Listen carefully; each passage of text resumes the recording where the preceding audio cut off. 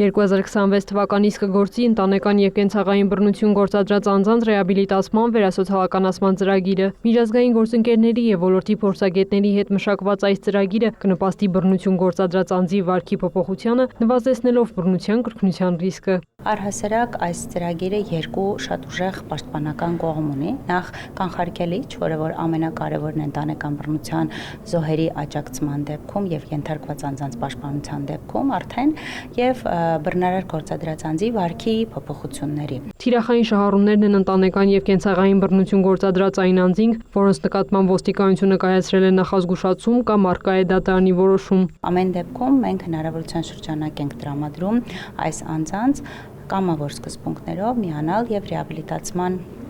ծրագիրը անցնել վերասոցիալականացման նպատակով որոշակի խնդիրներ հաղթահարելու։ Ծրագիրը մշակելիս օգտվել են միջազգային փորձից, համապատասխանեցնելով այն Հայաստանում գործող օրենսդրական կարգավորումներին, միջազգային փորձագետներն են հավաստիացնում։ Մենք միջազգային չափանիշներին համապատասխան միջամտություն ենք ներմուծելու։ Այնուհետև կվերահսկենք և կկատարենք անհրաժեշտ փոփոխություններ, այն ներդաշնակեցնելով Հայաստանի կարիքներին։ Ծրագրի հիմնական նպատակն է կանխել ընտանեկան բռնության դեպքերը։ Ծրագիրը կիրականացվի օրենսդրությամբ սահմանված դրամաշնորհային մրցույթի արդյունքում հաղթող ճանաչված հասարակական երկու կազմակերպությունների միջոցով, որոնց համար նախագծով սահմանվել են հստակ պահանջներ։ Նկարագրված են, թե ինչպիսի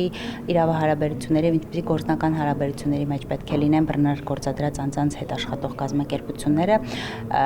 բռնության ենթարկված անձանց հետ աշխատող կազմակերպությունների հետ։ Կառավարության որոշմամբ սահմանել ենք, որ տվյալ աշխատանքները, եթե անհատական են և կամ խմբային, անհատականի դեպքում չեն կարող նվազ լինել, քան շաբաթական 2 անգամ և 40 րոպեից, իսկ խմբային աշխատանքների դեպքում 80 րոպեից։ Եվ տվյալ կազմակերպությունը պետք է պարտադիր պետության կողմից ապահովմամբ ունենա վերապատրաստված հատուկ մասնագետներ, սոցիալական աշխատող, իրավաբան, որոնք որ պետք է հետագայում աշխատեն տվյալ անձանց հետ։ Վերջին տարիներին ընտանեկան և կենցաղային բռնության ենթարկված և օրենսդրությամբ նախատեսված աջակցություն ստացած շահառուների թիվը էականորեն աճել է։ Եթե 2023-ին աջակցություն է ստացել 1758 անձ, ապա 2024 թվականին 1927։ Աճել է նաև քննվող վարույթների թիվը։ Թվում է, որ քանակը ավելացել է, բայց հանցագործության դեպքերի քանակը ընտանեկան բռնությունների մասով չի ավելացել, այլ բացահայտումները, դրանց մասին իրազեկվածությունն է շատացել։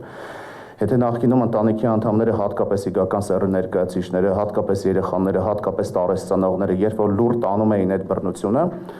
այսօր պետք է վստահացնենք, որ լուր այլևս չեն տանում եւ բավականին արդեն անձինք դիմում են իրավապահներին,